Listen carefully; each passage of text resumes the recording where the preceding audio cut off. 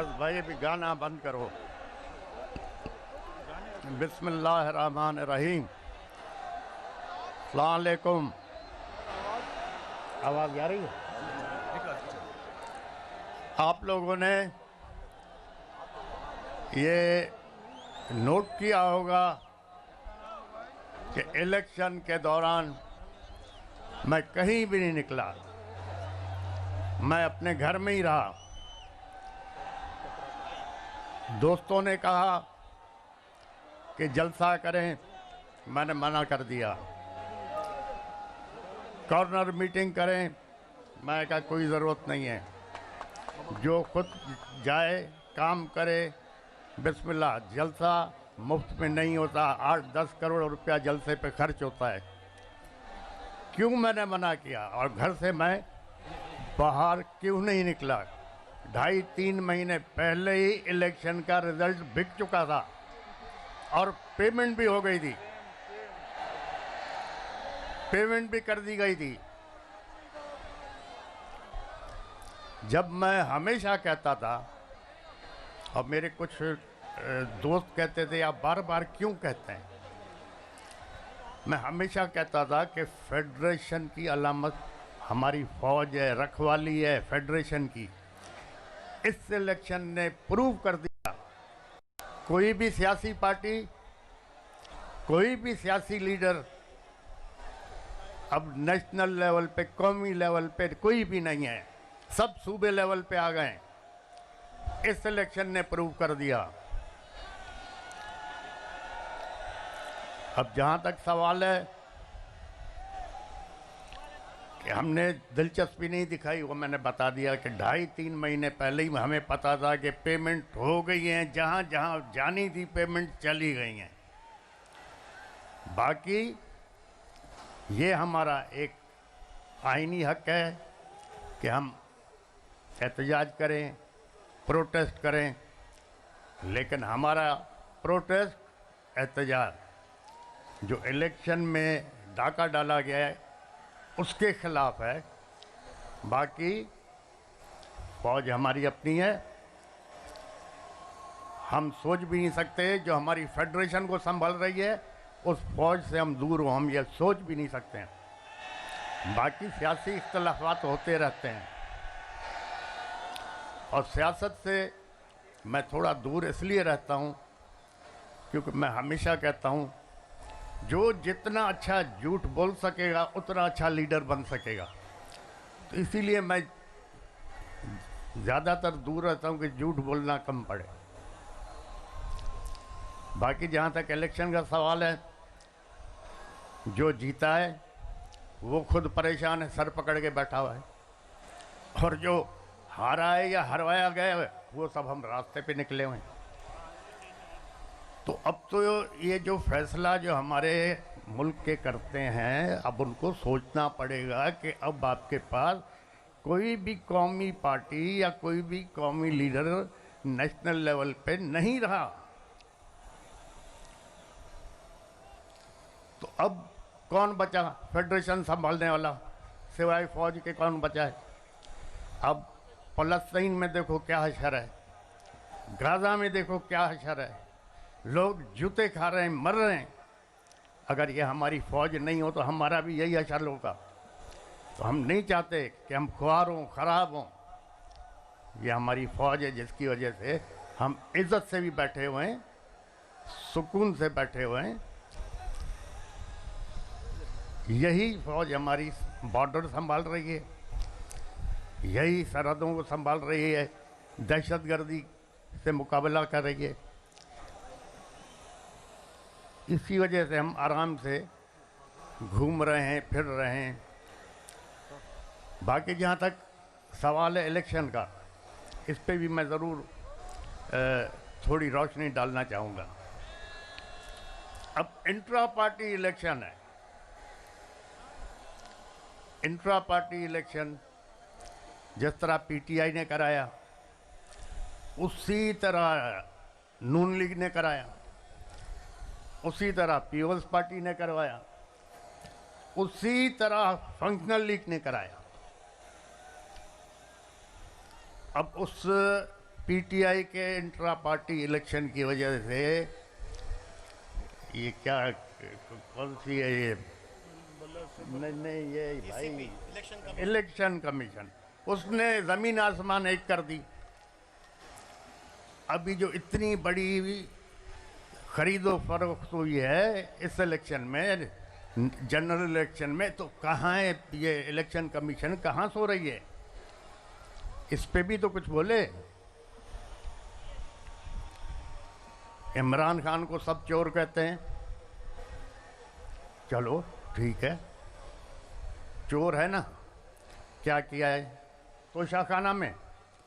क्या इमरान खान से पहले जो लोग आए थे, प्राइम मिनिस्टर या प्रेसिडेंट, उन लोगों ने कुछ नहीं लिया तोशाखाना से? उन लोगों ने गाड़ियां नहीं ली क्या तोशाखाना से? जबकि कानूनन वो गाड़ियां ले ही नहीं सकते। तो सिर्फ इमरान खान चोर है? मेरी नज़र में इमरान खान चोर नहीं है। मेरी नज़र में हाँ बेवकूफ़ी हो गई होगी, गलती होती है। गलती किससे नहीं होती? गलती तो इंसान से होती है। अगर इमरान खान से गलती नहीं होती तो वो फरिश्ता होता। तो मेरी नज़र में इमरान खान चोर नहीं है। अगर इमरान खान चोर है तो फिर हम सभी चोर हैं। इंशाअल्लाह ताला अब ये एक कुदरती निज़ाम है। अगर सैलाब आ रहा है या पानी आ रहा है, आप उसका रास्ता रोकोगे तो फिर दूसरी जगहों को डुबाएगा। अब जो ये 2-2.5 करोड़ नौजवान नए वोट आए, वो एक सैलाब था ना। अब जब उस सैलाब को रोका गया तो उसके नतीजे में क्या हुआ? पाकिस्तान की तारीख में पहली दफ़ा आज़ाद उम्मीदवार मेजॉरिटी में जीत गए। सबको डुबा दिया उन्होंने। ये तो पीटीआई के नौजवानों ने, बच्चों ने, लड़कियों ने, औरतों ने एक कमाल करके दिखा दिया। न उसके पास सिंबल, न किसी को निशान का पता पड़ रहा था, और न फिर कोई सोच रहा था कि आज़ाद उम्मीदवारों को वोट मिलेंगे, लेकिन मिल गए। तो अगर किसी इस मुल्क में अगर आप इंसाफ नहीं दोगे, इज़्ज़त नहीं दोगे, तो लोग फिर इंसाफ के लिए अलग रास्ता निकालेंगे।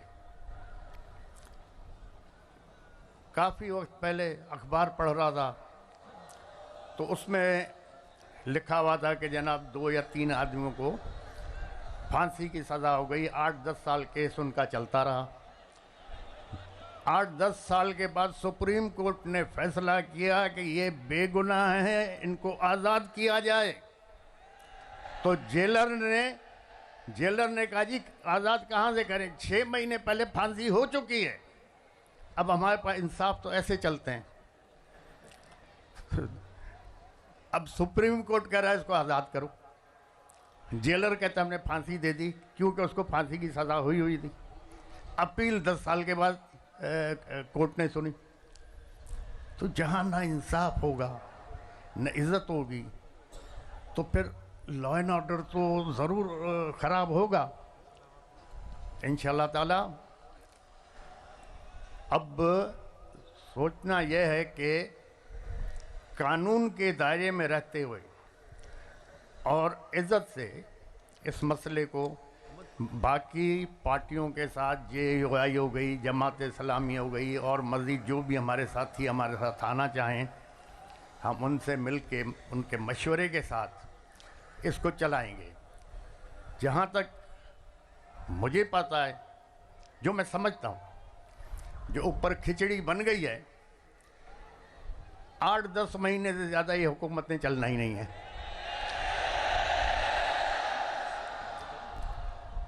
8-10 महीने से ज़्यादा नहीं चलना। अब पिछले जो 20 महीने हुकूमत थी उसमें जो महंगाई आसमान पे गई है, उससे क्या हुआ है? उससे हुआ ये है कि जो मिडिल क्लास थी वो ख़त्म होती जा रही है। अब इस इलेक्शन के बाद आप देखो महंगाई आसमान पे जाएगी। अब जब महंगाई जाएगी तो आपका मिडिल क्लास ख़त्म हो जाएगा, तबाह हो जाएगा। माशरे को अमीर आदमी नहीं चलाता, न गरीब चलाता, माशरे को मिडिल क्लास चलाता है। जब मिडिल क्लास ख़त्म हो गया तो आपका माशरा ख़त्म हो जाएगा। तो खुदा के लिए जो ये देख रहे हैं हालात किस तरफ हमारे जा रहे हैं, इनको सोचना चाहिए। और ये 8-10 महीने से ज़्यादा हुकूमत चलनी भी नहीं है। हो सकता है अब फ़ौज ने सबको आजमा लिया, अब आजमाने के लिए बचा क्या है, हो सकता है इमरजेंसी डिक्लेयर हो जाए या मार्शल लॉ लग जाए। यही जज उसको प्रोटेक्शन देंगे, यही जज जो इधर बैठे हुए हैं, यही जज लीगल कवर देंगे। तो हालात अच्छे नहीं हैं। दूसरा, मेरे दोस्तों ने कहा कि जी हम बाइकआउट करें इलेक्शन। मैंने कहा नहीं, आप बिल्कुल लड़ें। अगर नहीं लड़ते इलेक्शन तो हम कैसे इन लोगों को एक्सपोज करेंगे? अगर कुछ दोस्तों के कहने पे हम बाइकआउट करते तो ये लोग एक्सपोज ही नहीं होते। अब इतने बुरी तरह से एक्सपोज हो गए कि नेशनल और इंटरनेशनल लेवल पे ये बदनाम हो गए। इस इलेक्शन को कौन मानेगा? क्योंकि सारे इलेक्शन फ्रॉड पे थे, रिजल्ट पहले बिके हुए थे। तो इंशाल्लाह देखें, खुदा अच्छा करेगा। खुदा ताला आप लोगों को, इस मुल्क को, हमारी फौज को अपने हिफ्ज़ व अमान में रखे और हर आफत, आजमाइश, तकलीफ़, दुश्वारी से पनाह में रखे। हमारे जजों को, हमारी फौज को खुदा रहनुमाई फरमाए कि इस कौम के, इस आवाम के फ़ायदे के लिए सोचें और काम करें। आप लोगों की सबकी मेहरबानी। आप लोग दूर से आए, और दूसरा, ज़्यादा मैं तकरीर कर भी नहीं सकता, तकरीर मुझे आती नहीं। मेहरबानी, खुदा हाफ़िज़।